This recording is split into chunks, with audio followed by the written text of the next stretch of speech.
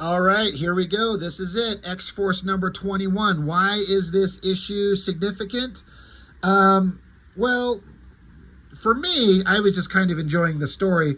This is, Cable's been disappeared and gone and then presumed dead after the Executioner's song. And so the team that he gathered up, all the new characters and along with some of the old original ones, were kind of left to their own devices. And they finally got free of the X-Men's, the X-Men were confining them, kind of keeping them in kind of temporary jail. And Cannonball kind of convinced Professor X to be like, dude, look, you can't hold on to us. We haven't done anything wrong. And so the professor let the team go. And then so the X-Force team, they found out that in orbit, in space, Stark Industries ran into one of their satellites, smashed into a cloaked, massive space station. And they found out that this space station belonged to Cable. It's Grey Malkin is the name, is what they call it, I believe. And we always knew that Cable had some kind of like alternate place he would go to, some kind of technological base of operations. There is a computer AI that he refers to as Professor. But we never really got to see what it is. Well, we get to see what it is, and it's this giant space station. And now that Cable's been gone, it's just kind of been floating up there waiting for something to happen to it. Well, like I said, Stark Industries ran into it. I don't know where Iron Man was in this kind of current time frame of comic books. But you got James Rhodes, War Machine, and he was kind of running Stark in Industries or whatever it is. And so he, along with S.H.I.E.L.D., decided that they need to go investigate this space station because they suspected it belonged to Cable. And Cable's been a big pain in everyone's ass. Well, at the same time, the X-Force team found out about it. And they're like, well, if this is Cable's property and he's dead, it's our property. And so they got up to the space station. They started looking around. And then a bunch of S.H.I.E.L.D. agents with Nick Fury showed up. There was a confrontation. And right at the end, War Machine showed up. And this is significant because if you were there at the time, in Wizard magazine for a couple of issues, there was a very strongly heated debate about who would win in a fight, Iron Man or the X-Men. And literally like one character, Iron Man, against an entire team of superpowered mutants, who would win?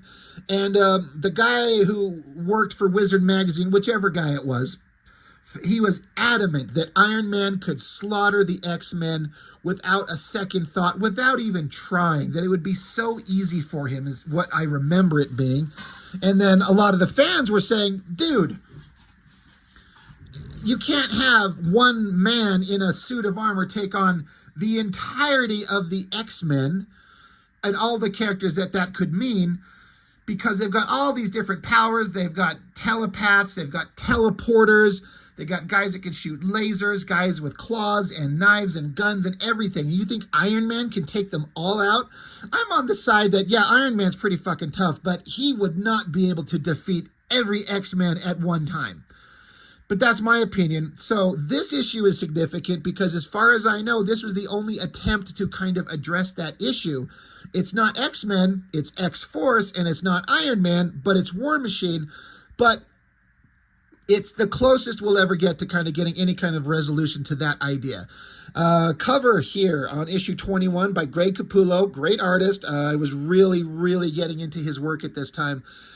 I kind of dig it. You know, it tells you everything you need. Cannonball's down and out, War Machine standing over him, Shatterstar's coming into the distance in the background, there's explosions. You know, I'm kind of into it. So we flip it open, and so we got War Machine. He's basically telling the kids to stand down.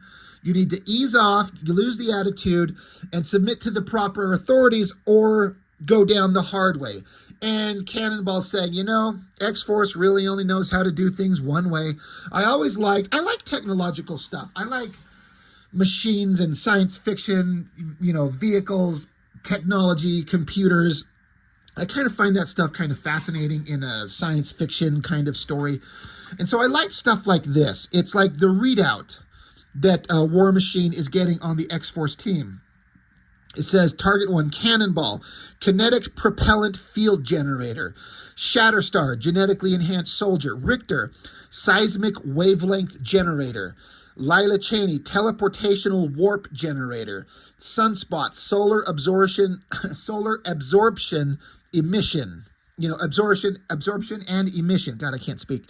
And Farrell, enhanced sensory reflexive capabilities. So it's like his computer's giving him a readout of what these things, all these people are and what they can do. And they're like, well, you said we could do one thing and either submit to the authorities or go down the hard way. And Cannonball says, well, we really only know how to do things one way. And so War Machine's like, well, fuck you then. Let's do it the hard way. So he unloads, just starts firing at him. Pretty awesome spread. Again, I'm into Greg Capullo. He's doing great work. Harry Candelario on inks. Again, not a guy I've ever heard of outside of him inking Capullo on this run. But there is some kind of funny stuff. I mean, honestly, the way Richter's kind of diving out of the way here, that's kind of a funny pose, but it's like fine.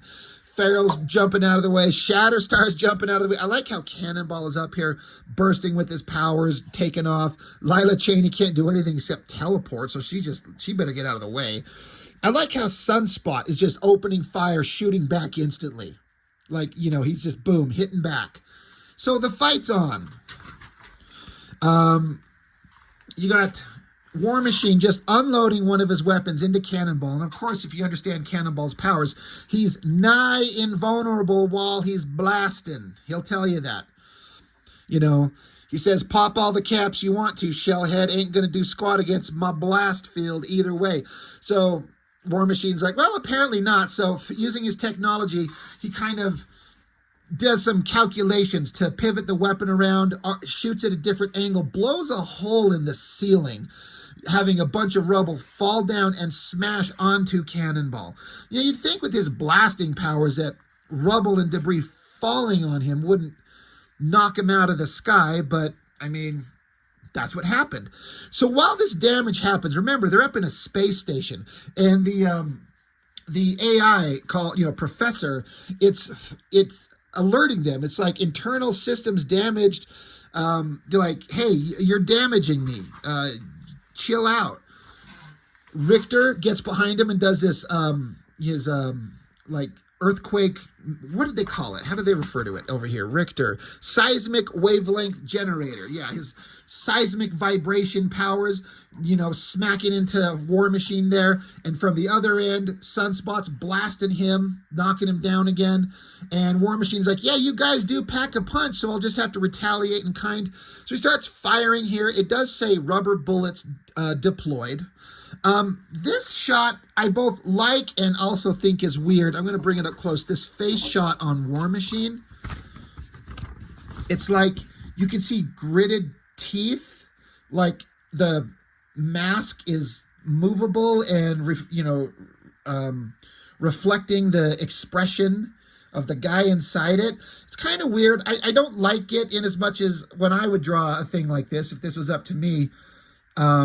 It's like it's a rigid metal faceplate. There's no emotion through it, but it also makes it so you can't show emotion from your character. So it's an interesting thing that Greg Capullo did. I don't hate it. It is interesting, and I would never ask him or suggest he should change it, but I would never do it. So it's one of those weird kind of back and forth things where you're like, I would never do it, but it looks fine. I also really like this shot. Shatterstar standing there, he's using his sword, and the way that Capullo drew this, where you can see with the motion lines that Shatterstar's like, excuse me, swiping his sword across, deflecting the bullets from hitting him in the face. There's some other bullets hitting him across the chest and arm, but he's deflecting them right there across the, so they don't hit him in the face. God, I'm trying to pick this up. I think that's really neat. That's a really interesting way. Like, I wonder if that was in the script. I kind of doubt it. I bet they just said, show the team, diving out of the way of the incoming fire. In the background, Lila Cheney, the teleporter, she's like, fuck this noise. She teleports away and leaves because she can't fight. What can she do against this? Farrell Once again, diving out of the way here. I always like this shot. I feel like I'm going to be doing this a bunch, like pulling this up to the camera to show a specific thing. This top panel with the multiple shots of Farrell jumping and diving out of the way and doing a tuck and roll twice. Like, she lands, flips, and then gets right up front there. I love the way that that's portrayed. It's really interesting. I like it. But she stops, and there's a gun in her face, and it's Nick Fury. He got his ass knocked down. He's a little pissed. And he's like, you guys, you fucking kids started this whole thing, so just stay down and be smart. And so Farrell just jumps away, getting out of the way. So he unloads a shot, hitting the inside of the space station, blowing it away, more big chunks of it. And so it's saying systems damaged. So they keep damaging the space station, which is relevant. Amidst the smoke and debris, Iron Man, War Machine, he's standing there and he's like, guys, this fight will be pretty pointless if we trash the whole place. Why don't we just stop now? So come out. And then out of the smoke and debris comes Shatterstar. I gotta say, I like everything that Capullo does. I like mostly the costume redesigns he did, but I was saying this 2 issues ago or whatever it was when we saw the new X-Force costume designs. I do not like Shatterstar's new redesign here. I way prefer the original Rob Liefeld design. The white outfit with gray accents and the little half cape. I think it looks so much better. And again, props to Mr. Liefeld. He always made Shatterstar's swords look big and imposing. These things look like little flat pieces of metal that have been broken off at the tips. It's really taking the iconic weapon design that Shatterstar has. That's one of his defining visual characteristics, is like the double sword. And he's not really putting in much effort to make them look kind of awesome. They look kind of weak. Like right here on the cover, same thing. They're just like little flat, tiny little dainty things that have been snapped off at the end. I don't care for it. I love everything else Capullo does. I don't like that. But I do like Shatterstar. Smashes War Machine in the face, you know, taking him on. Meanwhile, Sunspot's going over to find out what's up with Cannonball because he got all that debris smashed on him. And Cannonball's like, I'm fine. I didn't want to expand my blast field and send all this debris out of here, causing a bigger, you know, cave-in of material. He didn't want to hurt people, so he kind of was stuck for a minute and didn't want to cause more damage. But they get him free, and then the AI, the professor, is kind of announcing, like, my internal operating capabilities are at 47%. Security measures are at 6%. My self-repair facilities are offline. It's like I'm falling apart because you guys are blowing me away. You're fucking up this space station. And so, you know, Cannonball's like, you know, to the professor, the AI, what's going on? It's like, what can we do to help? And it's like, there's nothing you can do without the proper overriding sequence. I cannot alter my programming. And so Cannonball's like, well, who can help alter your program? So you could do it. And it's, the AI says, only one person has voice actualization command control over my functions, and that's Cable. And they're like, well, he's dead, so there's nothing so we're screwed. Meanwhile, back on Earth, back at Camp Verde in Arizona, where X-Force was holing up for a minute, Boom Boom, Siren, and Warpath were off getting supplies or something. That's why they're not up in the space station. This is another one of the instances where I was like, damn, Greg Capullo, he's drawing some hot girls. Like, they look comic booky hot, but the proportions of her body, while, yes, you know, we got the boobs kind of prominent, we got the curve of the booty and everything, it's pushed to just the right level to be comic book hot, like almost every female character, but not so much that it's like insultingly over-sexualized like you'd see in like a Image comic or, you know, like some Extreme Studios book where all the guys are drawing like, you know, tits and ass everywhere. It's like sexy but classy. I don't know how else to explain it. I think that drawing looks fantastic. It is a great pose. You know, they come back into town, or, you know, the Camp Verde. They don't know where the other team is. They don't have a clue. I like how there's this little character moment where Siren, she's kind of stretching. She's got her arms in the air. She's kind of arching her back. She's saying, it's a gorgeous day. She's like, look at me. I'm actually getting a tan. And Warpath over here driving the vehicle, he just kind of quietly says to himself, he's like, I'm looking. Like, he recognizes she's hot as hell. So she takes off into the air to look around just to get a sight, you know, over the camp. We don't know where everyone's at. So they start walking around like, yo, is anyone here? Meanwhile, mysterious silhouetted energy balled up fist in the foreground. Someone is here. They get blasted, zapped down. And you get this, looks like kind of like from this shadowy image, like a kind of stereotypical, kind of like Asian Fu Manchu kind of design. I don't know what it's supposed to be. I don't know who this character is. It's a pretty good drawing in the shadows, but he's like, you guys are pathetic. I can't believe Gideon thought you guys were a threat to our existence. Nothing will threaten the externals for very much longer.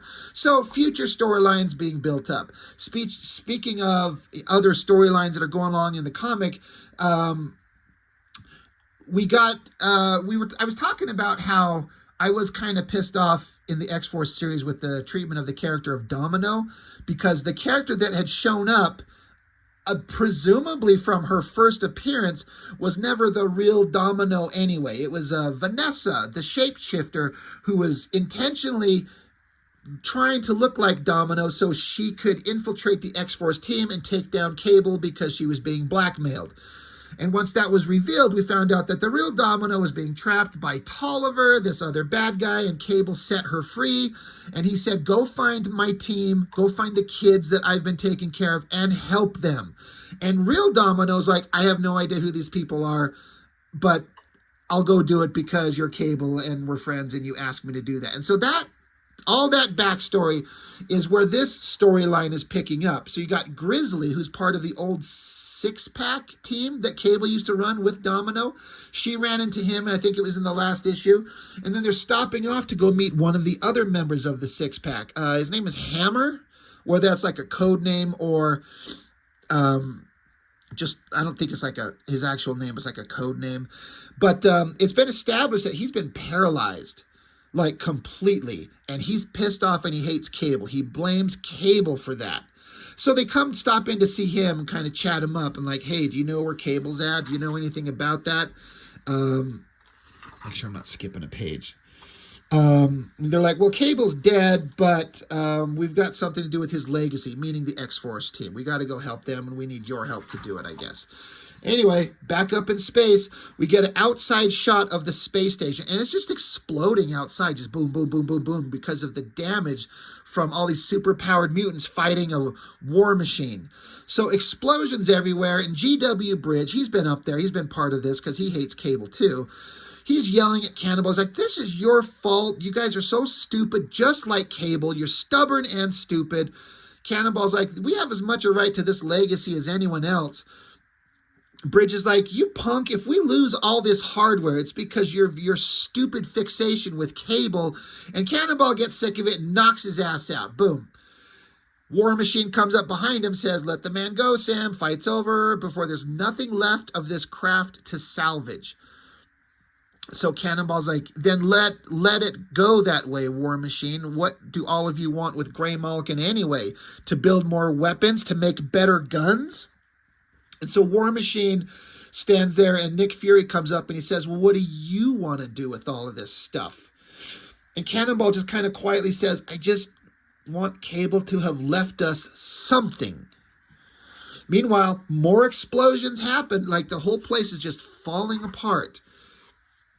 After those explosions, War Machine picks himself up. Everyone's knocked out on the ground. They don't know where Cannonball and Sunspot went, but you got Shatterstar, Feral, Richter. They're like, well, what the hell do we do now?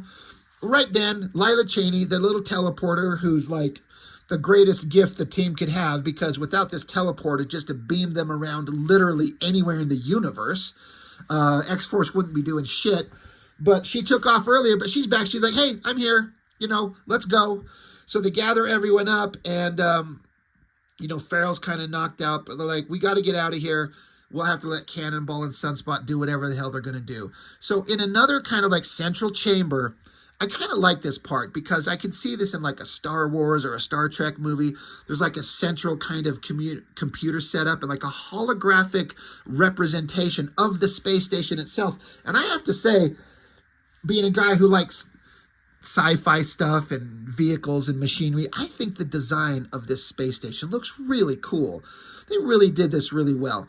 So Cannonball's talking with the AI professor and saying, well, what are we doing? How can we help save you? And he's like, it's like, I can't save myself because unless there's somebody who can override Cable's commands. And they're like, well, Cable's dead, so we can't do that. But the AI professor says he did leave a secondary command option, but I don't know who it is. And so Sunspot's like, well, who could it be? They're like, Domino, one of the six-pack. And so they're like, well, who's someone that he trusted with everything? And Sunspot suggests, well, that's probably you, Cannonball. He's like, no way. There's no way Cable left me with secondary authorization to this shit. So Sunspot's like, well, just try it, my dude. So Cannonball says, Professor, self-destruct voice-activated override order, secondary access requested. And the professor's like, okay, granted. They're like, holy shit. Well, like, now what do we do? And so basically, the computer's saying, there's a whole bunch of stuff about the connection between Nathan Dayspring, Ascani's son, and a connection between him and the man you call Cable. This is alluding to, again, that it hasn't been revealed, I don't think, conclusively at this point, but that the kid that the little kid that Cyclops had, his child that he had to send into the future, that ended up being Cable. They're still building towards that revelation. So they're talking about there's something with Cable and time displacement and the children of the future, and they're like, oh my God, this is shocking. Meanwhile, back to another secondary story. We get Vanessa, the girl who is impersonating Domino, and she's now shape-shifted herself to look like her best friend. I don't remember where this story was going.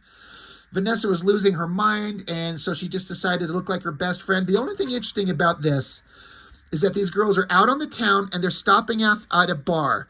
And it's the Cheers bar from the TV show. They're in Cheers.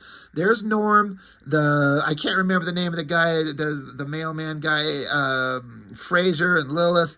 And there's Sam. And they literally roll up into the Cheers bar. And he's like, hey, can I get you the usual? And they're like, vodka straight up, Sam. Better make it a double, Sammy. So I don't remember this plot's going, but it's kind of interesting if you used to watch the old TV show Cheers, which, I mean, it's been off the air for years, and I kind of watched it as a kid. It wasn't my favorite thing. It wasn't something for a kid to watch, really. I was never into it, but it's fun. More secondary story. Deadpool's off murdering a bunch of people, and he finds out something about Vanessa. She's still alive, and he's pissed, and he's going to go get her. I like everything that Greg Capullo does. I do not like the pointy eye things on Deadpool's face. I much prefer the original Rob Liefeld giant circles. Back to the story that I'm actually interested in. We're on the space station. It's rumbling and falling apart, and so War Machine and Nick Fury, they're like, dude, we gotta I don't know what we're going to do. It looks like the space station is trying to save itself, but it's coming apart still, and we got to let it go. We got to get the hell out of here, basically. So Fury's like, all right, we got to get out of here. This bunch of hardware is not worth sacrificing any of my men. And so Bridge is like, dude, we cannot let this go. This is Cable's base. And Fury's like, dude, he's gone. And Bridge is like, and Fury says, let it go, man. He's dead. It's over. It's done. We're out of here. We got to go. So they're going to bounce. War Machine's pointing, hey, you got to get this way. We got to get out of here. There's the other team. And it looks like the teleporter came back, because she's probably going to get them out of there. Back with Cannonball and Sunspot, they're having to decide. They have to make some decisions. The AI is telling them that it can preserve its memory core for the most part, but it has to dump a whole bunch of its internal mass because it can't have all this extra stuff sitting on it. So it needs direction on what of its internal components should it dump and get rid of. So, and this is one of the things where I thought was really interesting, because this is a way that the X-Force team arms itself up. For example, Cannonball's like, the weapons depot, do you want that to blow up? And Cannonball's like, no, I want the professor to dump it. So the AI says standard orbital trajectory or atmospheric reentry. And Cannonball says reentry, angle it towards our Camp Verde base in Arizona, if you can. And the AI is like, oh yeah, I can do that. And I love this shot. There's just this component that just ejects out of the space station. Just poof, this giant section of the space station has been ejected, and it's going to, enter the atmosphere and parachute down right at the X-Force's base of operations. It's the weapons depot from Cable's space station. And I'm sitting here thinking, well, that's a great way of supplying yourself up. That's awesome. They're like, all right, what's next? And the space station's saying, well, we got a long ways to go. We got to dump a whole bunch more. So they're like, well, what do we have to do? So the computer says, if you dump the main cargo bay, that's 18% offload, and the time displacement central core, that's 40%. If we get rid of those two things, the computer it has enough brain power to repair itself and preserve itself if it dumps that type of stuff. And they're like, well, the time displacement core, basically the time machine that Cable uses to travel back and forth in time. They're like, that's what Cable used to use for time travel, right? And the AI is like, yeah, it is. They're like, all right, first off, dump the cargo bay back to our headquarters. So now the cargo bay full of vehicles and shit, dump that back at our base. And then they're like, well, what about the time travel hardware? If we let that stay on the space station, it blows up and we lose Cable. But we can't let a time machine just sit around anywhere. So Cannonball says, you know what? Dump the time machine, the time displacement core, in the deepest, furthest part of the Pacific Ocean. So the AI does, all right, done. But then it's like alert, alert, alert, proximity, alert, something's wrong, alert. And then the entire space station blows up. The entire thing just detonates. Boom. So presumably losing everything and everyone and blowing up the entire thing that they were trying to save anyway. And that's the end of the issue. I got to say, at the time, I like that the book was once again finally freed up from giant crossovers for at least a minute. And the writers and the artists would get to take the team and just go off and do some adventures. And I like that they're kind of digging into Cable's past and his legacy and his hardware that he has left around. And they're like trying to preserve it. So they took all his weapons, all his vehicles, and had them like land on Earth right now next to their own base. Unless they all got killed in that explosion, which, I mean, come on, we all know what's going to happen here. So anyway, X-Force 21. This stuff I was really interested in. And what's funny is as I go back in my mind and I think about, I remember all these stories, but once Greg Capullo was done, I was done with the book. And I honestly don't remember what happens to these characters or the team once Capullo leaves. I just stopped collecting it. And so we got like, I don't know, 2-3 more issues of this stuff. I'm not entirely sure. But it's interesting to me because we're approaching the end of the X-Force series in its original run. Since Liefeld took over New Mutants, introduced a bunch of characters, switched it over to X-Force, made it the second highest selling American comic book of all time, and it's just set this whole new book and new team on its way. And we're approaching the end of my interest in it.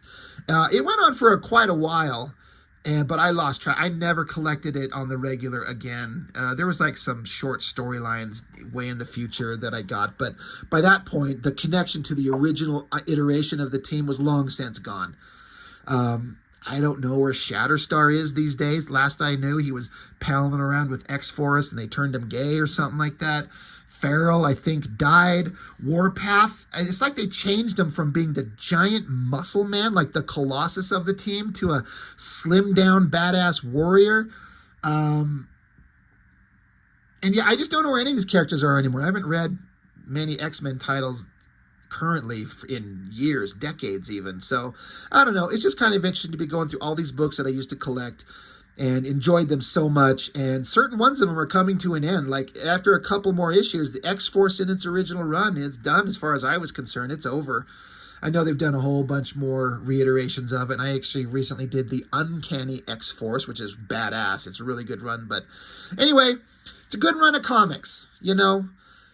Exciting time for those of us who were there. So anyway, that's all I got on this one. Thank you for joining me. I really appreciate it. I'll see you all on the next one.